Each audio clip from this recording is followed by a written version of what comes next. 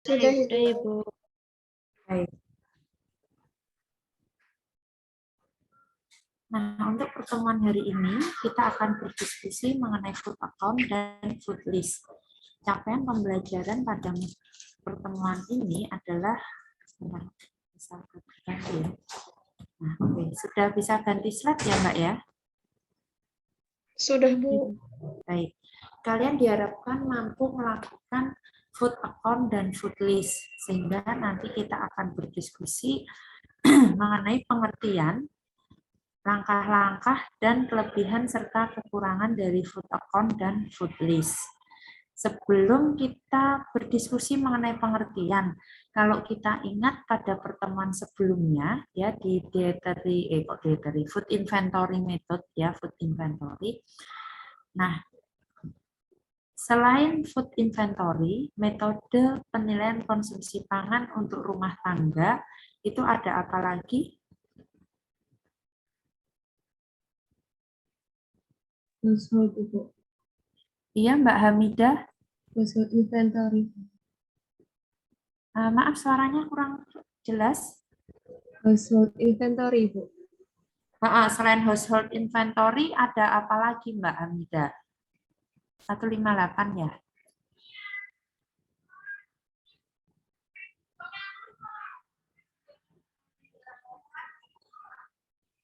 Food account, cycle.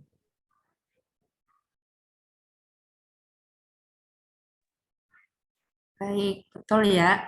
Salah satunya adalah food account. Ya, food account, telepon, seperti itu. Dan juga termasuk food list. Ya, ini kalian pasti masih ingat. Nah, food account sendiri itu maknanya di mana keluarga mencatat setiap hari semua makanan yang dibeli diterima dari orang lain ataupun dari hasil produksi sendiri, ya hasil panen atau mungkin membuat makanan sendiri seperti itu. Jumlah makanan itu dicatat dalam URT termasuk harga eceran dari bahan makanan tersebut kalau memang mereka membeli. Dan tanpa mencatat, ini ya yang menjadi poin penting, tanpa mencatat makanan cadangan yang ada di rumah tangga dan juga tidak memperhatikan makanan minuman yang rusak, terbuang, tersisa, atau diberikan pada binatang. Dan pada umumnya, lamanya pencatatan untuk metode food account ini selama 7 hari. Nah, pertanyaan saya, kira-kira metode food account ini sama enggak dengan inventory method? Beda, Bu. Benar Mbak Fitria, NIM 80 ya. Bedanya apa Mbak? Kalau inventory itu catatan makanan cadangannya, terus yang rusak, terbuang itu tuh dicatat. Nah, kalau food account tadi kan tanpa mencatat. Oke, betul ya yang disampaikan oleh Mbak Fitria. Jadi dalam metode food account ini tidak mencatat makanan yang terbuang atau yang rusak atau yang diberikan ke orang lain maupun binatang piaraan. Seperti itu. Nah, ini form dari food account, di mana ada periode pengambilan datanya dari tanggal berapa sampai tanggal berapa, ada jumlah anggota keluarga, petugas surveinya siapa, alamatnya keluarga di mana, nomor HP jangan lupa, terus hari pengamatan keberapa. Jadi satu form ini 1 hari seperti itu dan tanda tangan. Nah, isi kolomnya itu ada nomor, waktu makan, hidangannya apa, bahan makanannya apa, beratnya berapa, nilai rupiah maupun nilai kalorinya berapa. Seperti itu. Dan ini dicatat setiap hari selama hari pengamatan. Nah, sehingga di sini formnya berbeda ya dengan yang inventory method. Karena kalau di inventory method ada yang dibuang, ada yang masuk, ada yang dikeluarkan. Tapi kalau food account ini hanya mencatat yang masuk. Bisa difahami ya? Baik, sehingga langkah-langkahnya yang pertama jelas, jangan lupa mengenalkan diri dan menyampaikan tujuan. Setelah tujuan baru memperoleh kesepakatan atau informed consent bisa atau tidak untuk dilakukan penilaian konsumsi pangan. Yang kedua, keluarga mencatat seluruh makanan yang masuk baik berasal dari berbagai sumber setiap harinya dan menjumlahkan masing-masing jenis bahan makanan tersebut lalu dikonversi ke dalam ukuran berat setiap hari. Yang keempat, setelah mendapat setiap bahan makanan setiap harinya, maka dihitung rata-rata. Nah, ini ada form untuk rekapitulasinya. Hari pertama itu bahan makanannya apa? Tadi kan ketemu ya total. Nah, itu mungkin dianalisis. Jadi ketemulah berapa nilai gizinya, terutama energi dan protein. Hari kedua, hari ketiga, dan seterusnya baru di rata-rata. Nah, food account ini karena tadi menggunakan pendekatan harga juga, ya, pendekatan biaya, dia lebih baik digunakan juga untuk melihat pengeluaran keluarga untuk konsumsi pangan. Paham ya? Kalau dalam inventory method kemarin kita ada pendekatan biaya yang dikeluarkan tidak? Tidak ada. Betul, tidak ada ya. Nah, dalam food account ini ada, sehingga kita bisa menilai berapa pengeluaran keluarga yang digunakan untuk mengkonsumsi pangan. Paham ya? Jadi ini total pengeluarannya adalah total nominal. Nah, ini total dari harga di sini. Setiap hari berapa, terus di total dan dibuat juga rata-rata. Oke, untuk langkah-langkah food account ada yang mau didiskusikan?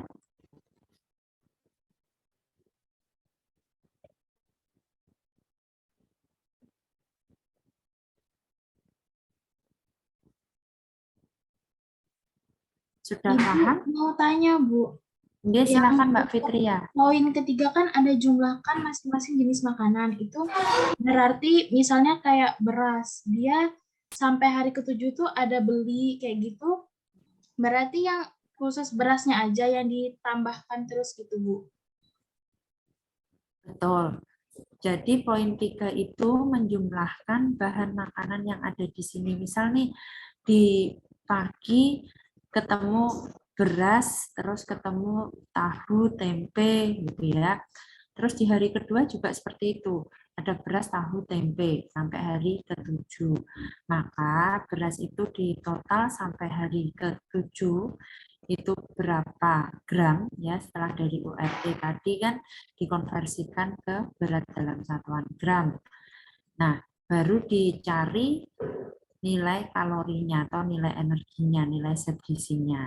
Nah, nanti bagaimana cara mencari nilai zat gizinya akan kita pelajari pada pertemuan selanjutnya. Makasih, Bu. Oke, sama-sama Mbak Fitria. Ada lagi yang mau ditanyakan? Rekan-rekan yang lain?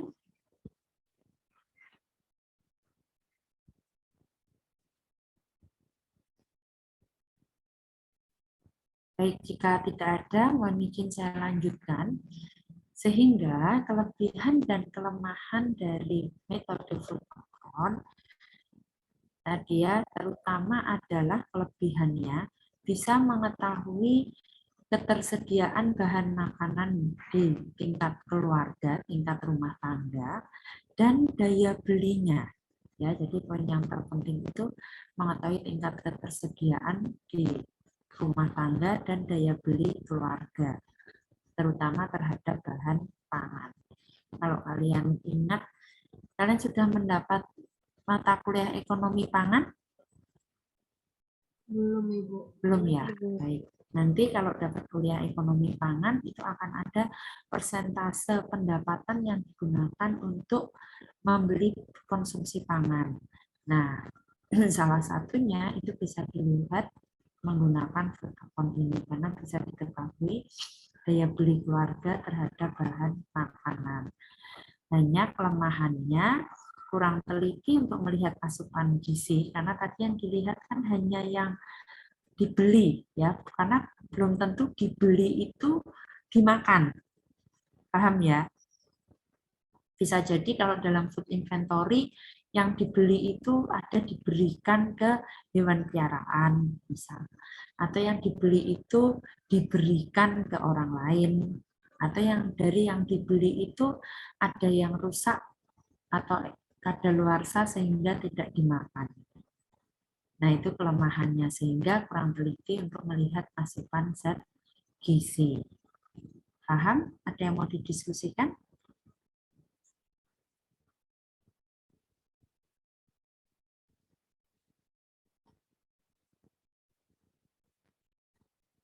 Bisa kita lanjutkan?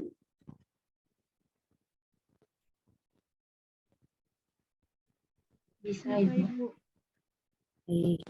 Selanjutnya adalah metode food list.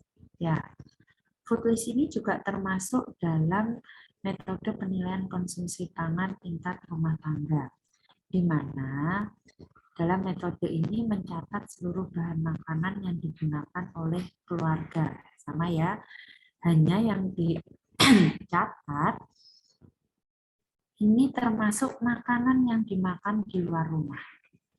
Ya, nah ini perbedaannya. Kalau food account tadi tidak mencatat makanan yang dimakan di luar rumah, tapi kalau food list ini termasuk mencatat makanan yang dimakan di luar rumah dengan harga dan nilai pembeliannya. Ini kalau dengan harga dan nilai pembeliannya sama seperti food account. Tapi kalau food list ini memfasilitasi apa yang dimakan di luar rumah, dan sama tidak memperhitungkan bahan makanan yang terbuang, rusak, atau diberikan pada yang lain. Lama pencatatan sama kurang lebih 7 hari. Sehingga, saya belum mengganti ini ya judulnya, maaf. Form dari food list ini untuk identitas sama, dan di kolomnya ini ada jenis bahan makanan, bahan makanannya ada berasal dari mana, apakah tadi membeli di luar rumah, atau maksudnya makan di luar rumah, atau membeli, atau diberi, seperti itu. Dan termasuk ada harganya berapa. Dan di sini ada ditambahkan kolom untuk jumlah yang mengkonsumsi. Sehingga langkah-langkahnya, kira-kira langkah-langkah yang pertama apa Mbak yang harus dilakukan, atau Mas, siapa yang mau menjawab? Perkenalkan diri. Oke, betul ya Mbak Listian, NIM 180. Iya, Ibu. Betul, pertama harus pengenalan diri. Terus setelah pengenalan diri, yang lain? Semua jenis bahan makanan. Mbak Sukma, apa Mbak Sukma? Catat semua jenis bahan makanan. Bahan makanan yang diapakan nih Mbak, yang dicatat? Makanan yang masuk ke rumah tangga. Betul, makanan yang masuk saja ke rumah tangga, atau ada tambahannya tadi? Makanan maupun dari luar rumah. Iya, yang dikonsumsi di luar rumah. Ya, misal ada acara keluarga makan bareng di luar rumah, maka itu termasuk yang dicatat. Ya. Nah, terus sebelum mencatat tuh, setelah mengenalkan diri, apa yang harus dilakukan? Menyampaikan maksud dan tujuan. Mbak Gusti dulu, Mbak Gusti, NIM 176. Ibu, menyampaikan maksud dan tujuan kedatangan sebelum mencatat bahan makanan. Waalaikumsalam. Betul ya, menyampaikan maksud dan tujuan ya, jangan lupa. Dan jangan lupa menyampaikan kesediaan, menanyakan kesediaan. Oke. Baru mencatat, dan yang dicatat tadi itu adalah makanan yang masuk ke dalam rumah tangga, termasuk makanan yang dikonsumsi di luar rumah. Ini poin nomor 3 ya. Baru menjumlahkan semua bahan makanan yang diperoleh dan menghitung rata-rata konsumsi dari keluarga tersebut, karena periode perhitungannya kan selama 7 hari biasanya, dan bisa mengetahui konsumsi per kapita dibagi dengan jumlah anggota keluarga. Untuk langkah-langkah ini ada yang mau ditanyakan?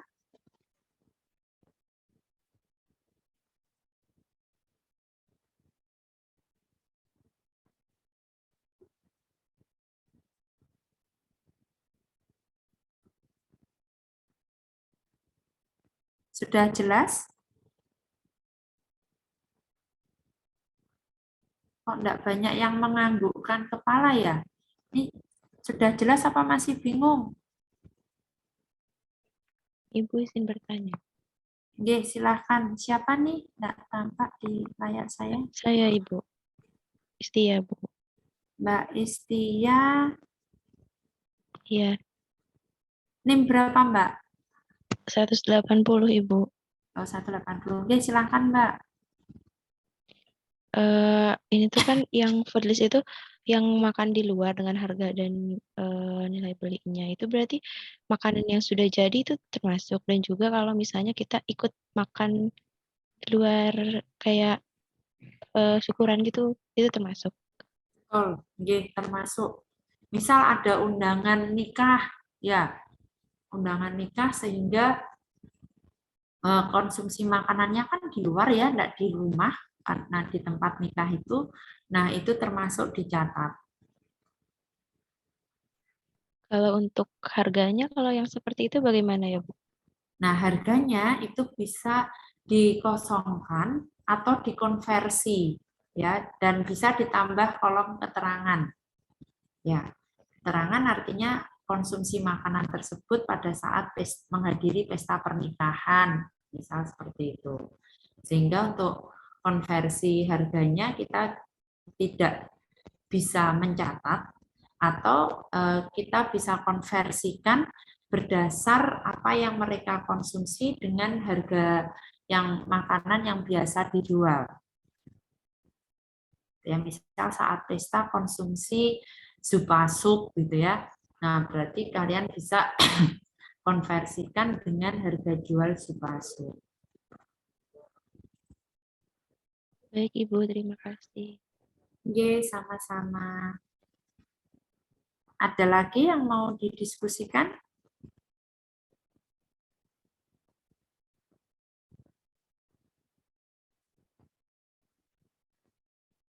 Baik, jika tidak ada, mohon izin saya lanjutkan.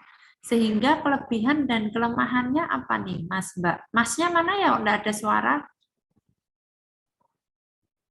Yuk, coba yuk, Mas, yuk. Sehingga kelebihannya apa nih?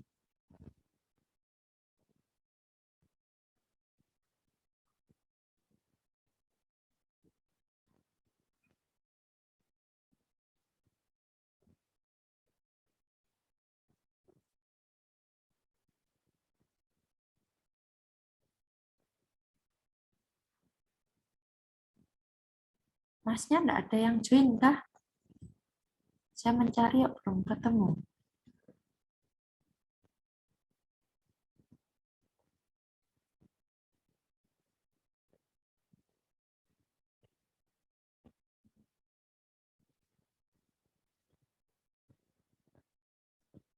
Yuk, Mas Dimas. Mas Dimas hadir? Ya, hadir, Bu. Oke, silakan, Mas. Kira-kira kelebihan metode food list apa?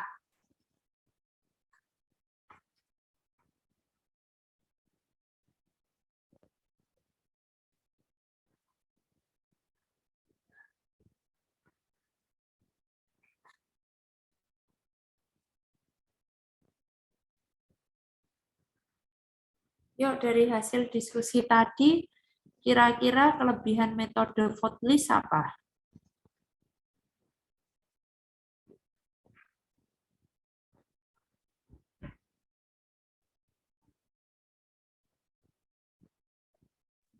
Mungkin relatif lebih murah. Lebih murah. Terus selain lebih murah, poin apa tadi yang terpenting? Yang hampir sama dengan food account. Kita bisa mendapat data apa?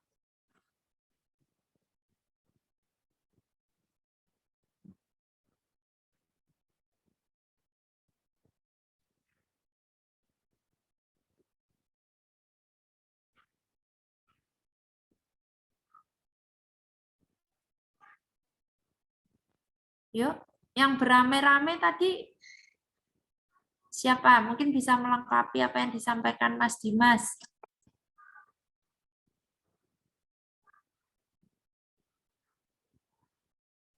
Yuk, yang satu device untuk beramai-ramai menggunakan nama siapa?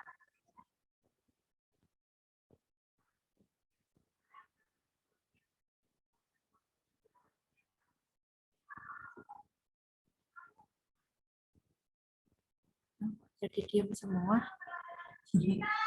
Yuk, udah tinggal terakhir ini.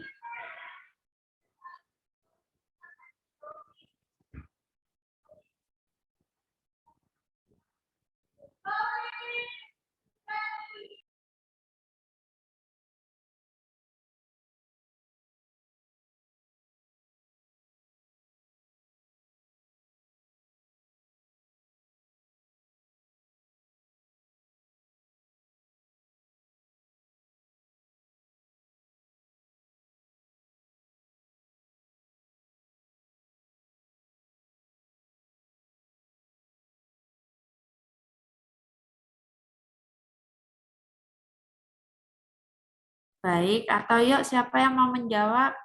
Nggak harus yang beramai-ramai atau nggak harus cowok. Yuk Mbak Hanafiah, NIM 166. Dapat diketahui tingkat ketersediaan bahan makanan keluarga pada periode tertentu. Betul, selain ketersediaan bahan pangan, kita bisa melihat apa Mbak dari harga yang kita dapatkan? Daya belinya, Bu. Iya.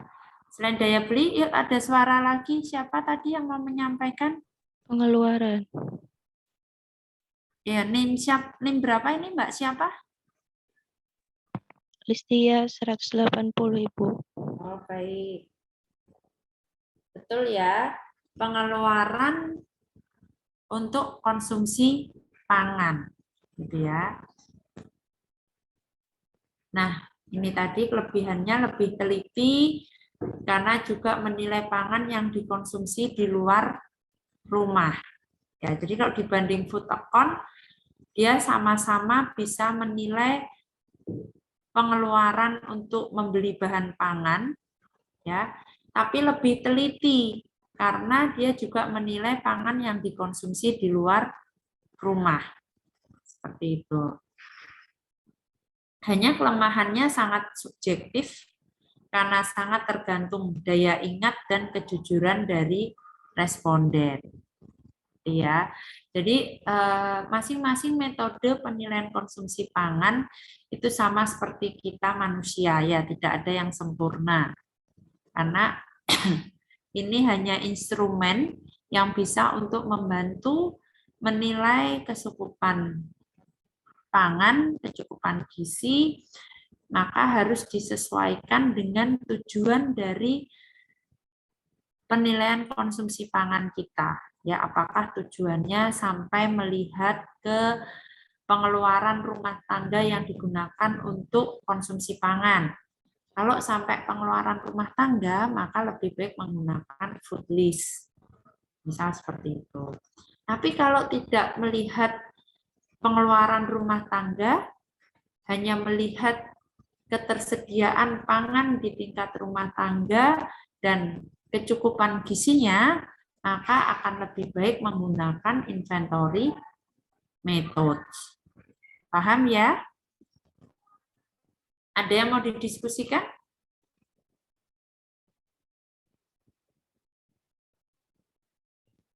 Baik, jika tidak ada, guna praktek minggu depan, ya. Allah. Kenapa Mbak Lilia? Mbak Lilia enggak apa-apa? Atau karena ada praktek ini jadi astagfirullah gitu? Tidak, Ibu, ini ada yang jatuh barang saya. Oh ya, maaf ya, karena PKP itu memang teori dan praktek. Jadi setiap selesai menyampaikan teori, ada praktek, yang prakteknya itu bisa berbentuk penugasan, bisa berbentuk kita praktek langsung di kelas. Hanya untuk food account dan food list, karena sasarannya rumah tangga, kita belum bisa untuk melakukan praktek langsung di kelas. Jadi perlu kalian ke rumah tangga dulu, baru hasilnya nanti kita diskusikan bersama. Ya, nah, mohon masing-masing individu melakukan dan menganalisis hasil untuk food account dan food list. Hasilnya cukup sampai ke konsumsi pangan tingkat keluarga, rata-rata konsumsi pangan per hari tingkat keluarga, dan pengeluaran untuk konsumsi pangan di tingkat keluarga. Itu ya. Dengan menggunakan metode food account dan food list, jadi masing-masing individu melakukan dua metode. Sebetulnya bisa saling melengkapi. Jadi gini Mbak, kalian bisa cukup pertanyaannya itu satu, ya. Jadi Ibu di hari ini konsumsi apa saja? Bukan konsumsi ya, keluarga Ibu mengkonsumsi apa saja, seperti itu. Nah, itu masuk ke food account sampai ke harganya. Ya. Terus di hari ini ada enggak Bu yang membeli makan di luar? Nah, kalau ada yang membeli makan di luar atau ada yang dimakan di luar, maka masukkan ke food list. Paham ya? Terus hasil dari food account itu kopi juga diisikan juga ke food list. Karena food list itu kan tidak hanya makan yang di luar, tapi ya termasuk yang dimakan di rumah. Jadi menanyakannya ke sasaran itu tidak perlu dua kali. Maksudnya yang pertama pakai form food account, terus yang kedua pakai form food list. Itu tidak perlu. Ya, bisa satu sasaran, kalian menggunakan dua metode dengan cara tadi. Yang ditanyakan food account dulu, terus food list-nya itu cukup menanyakan untuk makan di luar. Tapi dalam pengisian form, ya, dalam pengisian form itu food list juga tetap terisi, termasuk yang dimakan di rumah. Bisa difahami? Ada yang mau ditanyakan? Bingung enggak?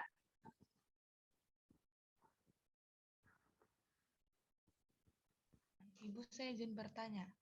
Oke, silahkan Mbak. Maaf suaranya agak jauh, Mbak. Ini sudah lebih jelas nggak Ibu? Mbak, halo? Halo? Sudah agak jelas. Mbak siapa ini? Gusti, Ibu. Iya, Mbak Gusti. Silakan Mbak Gusti. Saya izin bertanya. Kalau untuk food list ini, kira-kira misalnya makanan yang dibeli itu bukan makanan pokok, kayak mungkin snack, nah kayak gitu tuh boleh dimasukin atau khusus pokok aja? Tidak hanya makanan pokok ya, jadi memang seluruh bahan pangan. Ya, baik Ibu, terima kasih. Oke, sama-sama. Jadi prinsipnya ya rekan-rekan semua, dalam mata kuliah penilaian konsumsi pangan itu artinya pangan di sini tidak hanya makanan juga ya, tapi termasuk ada minuman seperti itu. Mungkin ada membeli susu kotak itu kan cair, atau mungkin teh seperti itu, karena minuman itu juga akan menyumbang energi, ya juga akan menyumbang nilai gizi. Bayangkan sekarang kan banyak ya minuman yang berkalori tinggi, boba, terus janji jiwa, es teh gitu kan. Nah, itu kalau tidak terekam ya, kita akan kehilangan data yang penting, temuan yang penting. Padahal minuman-minuman tersebut menyumbang kalori yang tinggi. Paham ya? Oke, Ibu ada mau lagi yang mau tanya. ditanyakan? Oke, silakan Mbak. Kak, berarti kalau misalnya buat food list itu makanannya kayak mie ayam. Nah, kita langsung nulisnya mie ayam gitu aja kan, Bu. Nggak usah dijabarkan mie ini, gitu-gitu nggak usah kan, Bu. Nah, ini disesuaikan dengan di form ini. Kalau nama makanan itu mie ayam. Ya. Ini. Jenisnya itu disendirikan, mie sama ayam. Berarti seperti itu. Berarti dua-duanya ditulis, Bu. Iya. Yang menyusun bahan makanan tersebut. Itu masuk di breakdown di sini ya, berarti kalau yang untuk food list. Tapi kalau yang untuk food account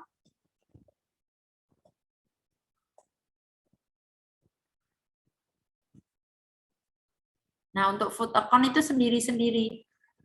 Ada kolomnya sendiri. Jadi hidangan mie ayam, terus bahan makanannya berarti mie, terus ayam. Ada 2 baris.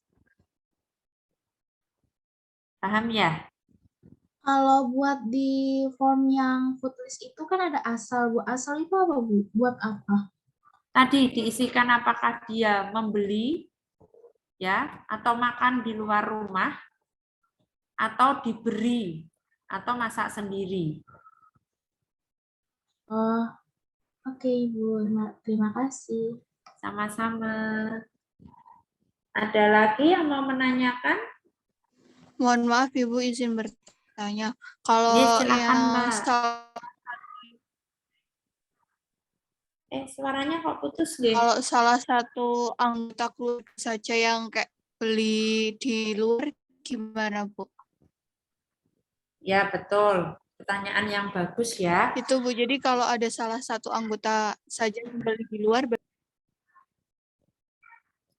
Betul. Tetap ditanyakan, hanya kalau ibu itu tidak tahu, kan ini sasarannya bukan kita kayak food recall ya, menanyakan ke masing-masing individu. Ya, kita respondennya hanya salah satu anggota keluarga. Seperti itu harapannya yang mengetahui pola makan atau yang menyediakan makanan di keluarga. Tapi kalau misal saya enggak tahu, Mbak, kalau anak saya selama berangkat kuliah itu makan enggak, ya berarti ditulis apa? Tidak perlu ditulis apa yang memang tidak tahu tersebut. Paham ya? Tapi kalau tahu, ya, misal hanya ibu saja tuh yang makan di luar, tidak semua, ya berarti dicatat. Jadi di jumlah yang makan ini ditulis 1. Ya misal ibu tadi makan mie ayam, tapi hanya ibu saja, tidak seluruh anggota keluarga. Jadi di sini mie ayam asalnya membeli, beratnya berapa, harganya berapa, terus jumlah yang makan 1. Paham Mbak Ria, Mbak Azaria? Baik Ibu, terima kasih. Oke, sama-sama. Ada lagi yang mau ditanyakan? Ibu, saya izin bertanya lagi. Oke, Mbak Gusti. Itu Bu, kalau untuk yang food account, itu untuk harga satuannya itu bagaimana ya Ibu? Maksudnya misalnya kita belinya dalam 1 kilo, terus itu harus dijabarkan gitu untuk per 1 buahnya atau bagaimana? Baik, harga yang tertulis di sini memang sebaiknya adalah harga sesuai berat yang dikonsumsi. Paham ya? Jadi misal tadi beli jeruknya sekilo, padahal jeruknya yang dikonsumsi kan hanya 1 buah kalau per orang. Itu ya. Nah, kalau di dalam food list, itu berarti perlu membagi harga 1 kilo itu dibagi jumlah jeruk yang ada dan dikali jumlah jeruk yang dikonsumsi. Paham ya? Terus kalau di food account, nah masih terlihat ya share screen saya. Kalau di food account, itu harganya, itu ada harga bahan makanan persatuan sama harga total. Ya, artinya kalau dalam satu keluarga itu sehari misal ya, konsumsi buah jeruk 1 kilo. Berarti harga persatuannya jeruk yang dikonsumsi itu berapa, totalnya ya harga jeruk 1 kilo itu. Bisa difahami, Mbak? Bisa, Ibu. Terima kasih. Iya, sama-sama. Ada lagi yang mau ditanyakan, didiskusikan? Ibu, saya izin bertanya. Iya, silahkan Mbak Hamidah. Nah, ini kan satu keluarga gitu ya, Bu. Jadi kan ada anggota keluarga banyak gitu, tetap satu tabel atau tabelnya sendiri-sendiri ya, Bu? Tabelnya jadi satu. Ya, yang membedakan justru harinya. Jadi satu form ini untuk satu hari. Tapi untuk seluruh anggota keluarga. Kalau satu-satu nanti jadinya survei individu, Mbak. Paham ya? Itu berlaku food account sama food list atau food account aja, Bu? Dua-duanya, food account maupun food list. Baik, terima kasih, Bu. Oke, sama-sama.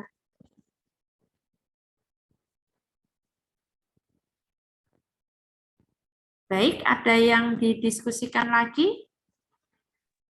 Ibu izin bertanya. Iya, Mbak Sia. Yang di formnya food account itu kan di bawah tadi ada total ya, Bu. Itu totalnya nanti di hari terakhir saja atau per hari?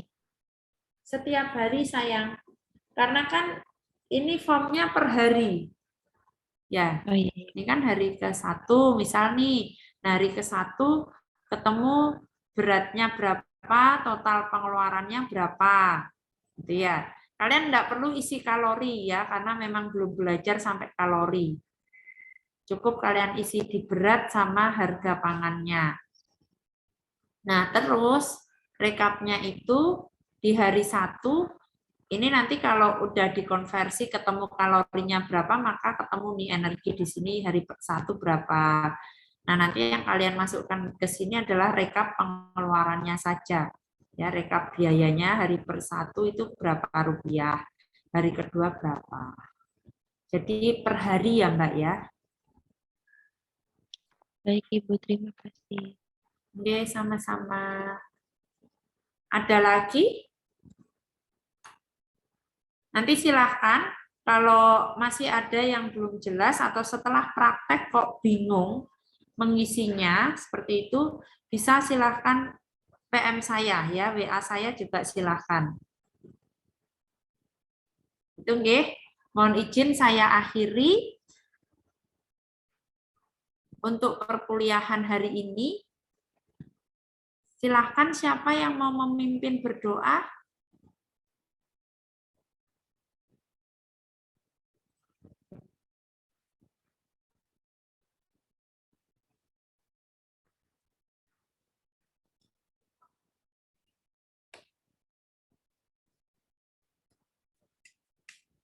Oh ya, ini pengumpulannya H-2 ya. Jadi ini kan insya Allah prakteknya di hari Rabu dan Kamis minggu depan. Ya, jadi nanti maksimal pengumpulannya di hari Senin dan Selasa.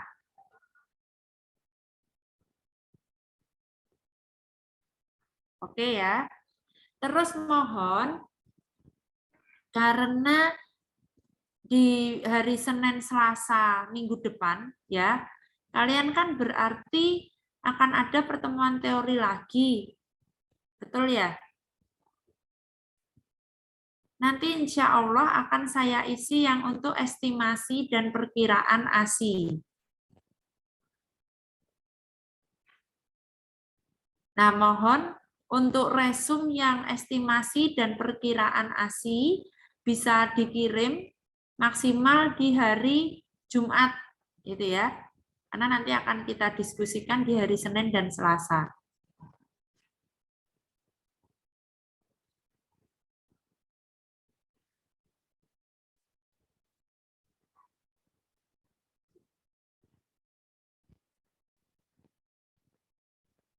Bisa dipahami, bisa disepakati?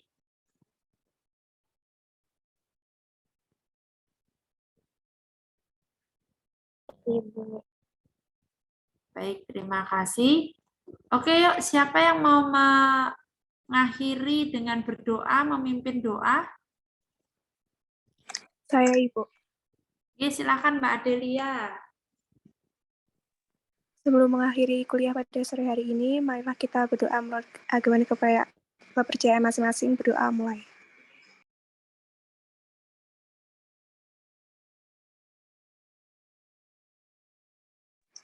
Berdoa selesai. Terima kasih. Baik, terima kasih Mbak Adelia, terima kasih semua Otsukare sama Desu ya. Terima kasih, saya menghargai kerja cerdas kalian. Jaga kesehatan, sampai jumpa besok ya. Kalau yang praktek, sampai jumpa di hari Rabu dan hari Kamis. Wassalamualaikum warahmatullahi wabarakatuh. Waalaikumsalam warahmatullahi wabarakatuh. Terima kasih, Bu. Terima kasih, Oke, Bu. sama-sama. Saya izin live ya. Iya, Bu. Baik, Ibu. Oke.